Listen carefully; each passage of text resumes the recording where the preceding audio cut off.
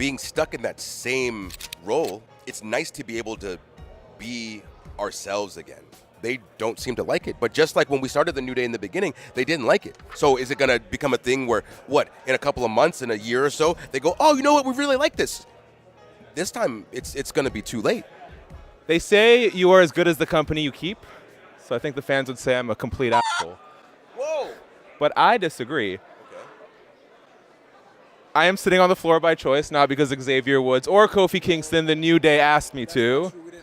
We didn't ask you to, but we didn't make enough room on the couch where he's like, we're going to try to squeeze all three. We said, no, the hell you're not. Yeah. And we sat where we sat. It's a love seat. Yeah. We don't know you like that. Yeah. So I'm just glad we don't have to try and fit Big E's big frame on here as well. Well, we are too, obviously. So are we. Yeah, very, very. So before we get to everything New Day related, there is this clip I want to show you guys, and I just need you to answer me this question. What was The Miz about to say? Why did you make me wear all white? Gotta represent your flavor. So, like, I'm vanilla and you're... Strawberry. Why, what was you gonna say? Yeah, Miz. What were you going to say? Yeah, what were you gonna say? Strawberry. I was gonna say strawberry. Strawberry! Can we help you? He was going to say chocolate. He was going to say chocolate. He was going to say chocolate. I'm glad we could clear that up. Small man. We see you. Xavier Woods, what was Cody Rhodes like in high school? Cody Rhodes, he is a second-generation wrestler, so you've got all this family tree stuff. He's got doors opening for him left and right, regardless of where he goes. He's like a bad guy in an '80s movie. He's very good at wrestling. I can never take that away from him. Very talented, multi-time state champion, tons of pins across the board. But his personality, horrible. Made my life a living hell for years, to the point where I wouldn't have spit on him if he was on fire. So that's my issue with Cody Rhodes. Now the fact that I see him as WWE champion, he's got the fanfare, he's got the fireworks, he's in all the interviews, he's in all the YouTube shorts, he's in everything. He's all over the place. And I just don't understand. I thought that you're supposed to be rewarded for good behavior, not bad. And then you just see like, oh, because you got a family lineage, we'll just forget everything. I get it. It's cool. Yeah, do you want to just look at this man is a television host. He knows what he's doing. I saw you got on the bad side of Ludwig Kaiser, which is a weird framing to see him in. How does it feel to be ubiquitously? I mean, you guys got booed on the way in here to be the most hated duo in WWE. You say we got on the bad side of Ludwig? Well, so what? What do you mean we got on the bad side of Ludwig? I'd be mad if I was Ludwig too. You know what I'm saying? I mean, look at us. Look at what we do. Look at our talent. Look at all the success that we've had. Ludwig's been trying to claw and get success for a long time. He was part of a group that, he was a background piece, He's never had the chance to be at the forefront. I'd be mad if I was him too. The man wants everything, that he deserves. Why wouldn't he be mad? Well, he's supposed to be okay with that? And then he sees us. He sees how successful we are. He sees how, he just sees all the things that we've done, all the accolades. We don't have time to get into everything. You go and do your Wikipedia research, and you know exactly what we've done. You know what we've done. But yeah, of course he was mad. Well, I don't know. What? Did you have a question? Was there another question? I mean, I have several questions, so I got to ask. Question. Was there a second half? Everyone hates you guys. What? How's that? They don't like us. We don't care. And that might be a T-shirt. You know what I'm saying? That might actually be a T-shirt. They don't like us. We don't care. Yeah. People don't like to hear the truth. We have not said anything that has been a lie. We haven't said anything that's been untrue. We haven't said anything that's been exaggerated or fabricated. But people are mad because of what we said about somebody who has not been here. Yes. Right? So, somebody they don't know, by the way. They don't even know the situation. We are the ones who are in the situation, and we've said this a lot, where we could have very easily dropped E. We were frustrated with him. We could have dropped him. We could have beat him down. We could have left him a bloody pulp in the middle of that ring. But we didn't. We just sent him home.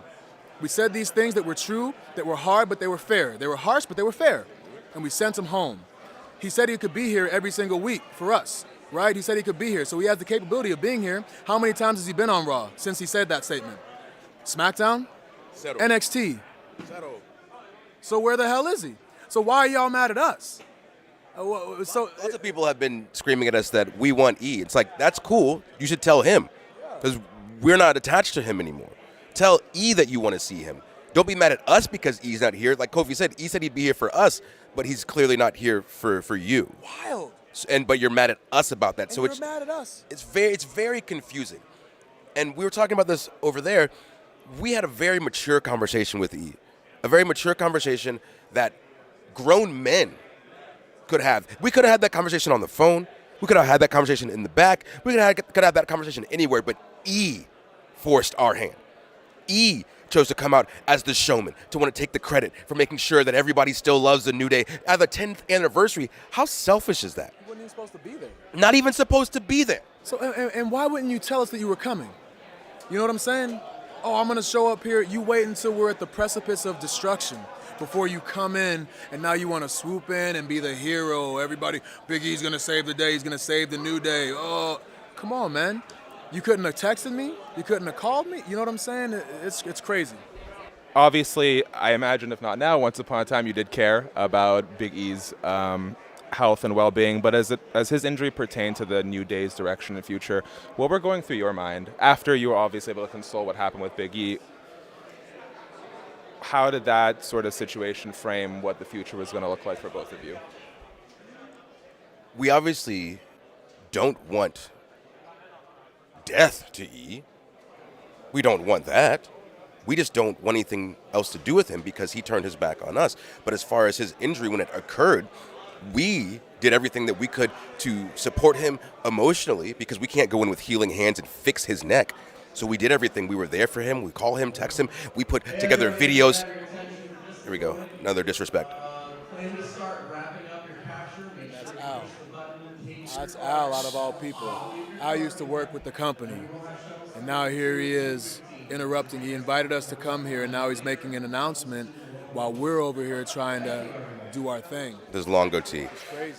But him getting hurt and us being there for him, we felt that at work, we had to make sure that we kept something familiar for him so that if he was to come back, he wouldn't be in this crazy new extra violent landscape without seeing something that he recognized. So we stayed the same. We stayed the New Day. We stayed bright and colorful and unicorn horns and ice cream and pancakes. We stayed that way for E, not realizing that E wasn't going to come back until there was a spotlight to be had. So we should have evolved and changed into something else years ago. Every single other person on the roster has been able to explore their minds and explore the new space that we have. We have guys like Braun Breaker on the roster now, killers. We have guys like Bronson Reed, killers. And we're supposed to stay the same as we were? No, we can't, but we did for E. And so people don't want to recognize that fact. They just want to say, we miss E. Well, then cool. Go follow E on his socials. Go see him doing his Amazing Spider-Man show. Go see him doing his Netflix shows. Follow him there. Don't bring that to our doorstep anymore because it has nothing to do with us. How would you juxtapose this version of the New Day compared to some of the others? Because a lot of times it felt like you're going against the grain, right? They want you to be this happy-go-lucky group, and you get booed out of the building. Once you guys get to sort of be yourselves is when the fans start embracing you. What's it been like taking this direction where, you know, to some degree, I think you might be intentionally getting on the fans' nerves? And To be honest, we've always just been ourselves. This is the burden of the martyr. You know, we always know that what we are doing is for a good cause, and whether the people get on board right away or they get on board later, that's not really, it doesn't really affect us either way. Our job is to go out and do what we think is right. And we know that eventually the people will get on board too. has this been a nice creative outlet for you guys? Because it's very different than what you've been doing the last few years, the clap and the pancakes like you mentioned. Has it? Yeah, this has definitely been an incredible creative outlet because being stuck in that same role for E, again, I know I've said it a million times, it's nice to be able to be ourselves again. Because every 7 years you change. You're a completely different person.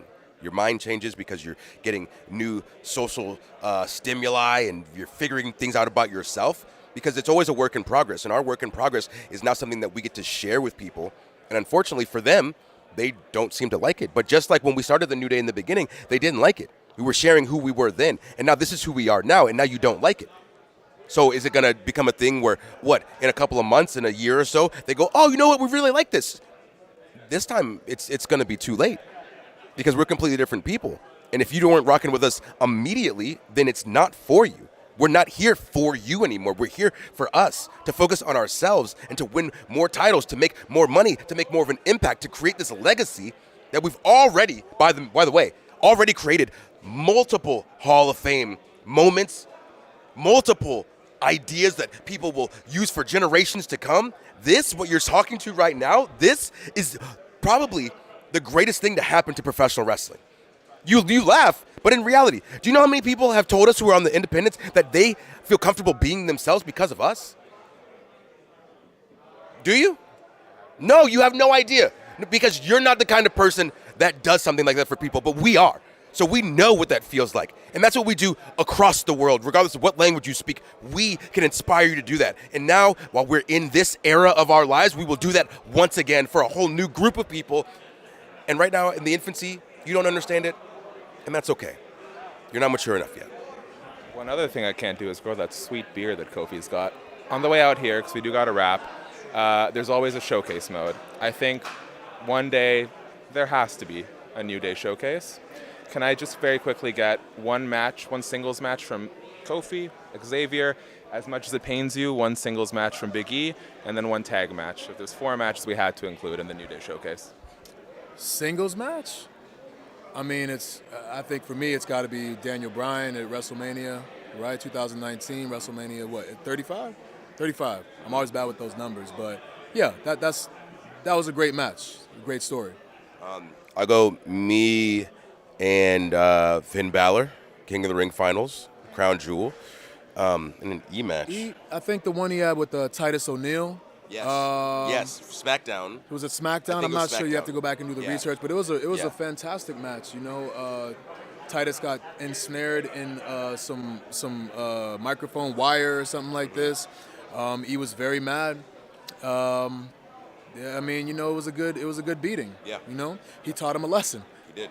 Look, fast forward down the line, a lesson was taught to him as well. So at that point, he must understand, like, what, you know what I mean? It always comes back around. Hurt people hurt people. Hurt people hurt people. And then tag match. Tag match. Something with the Usos, and I think we just talked about that Hell in a Cell match. Mm-hmm. But honestly, I mean, that's what I mean. Like, I don't say it to be braggadocious. I'm saying it because it's the truth. Any of the matches that we had with the Usos exponentially got better with every single match. So if you go back and watch the historic progression of the matches that we had with them, like, it's really top-notch stuff. So anything involving the New Day and the Usos would be amazing for the people to play. Mm-hmm.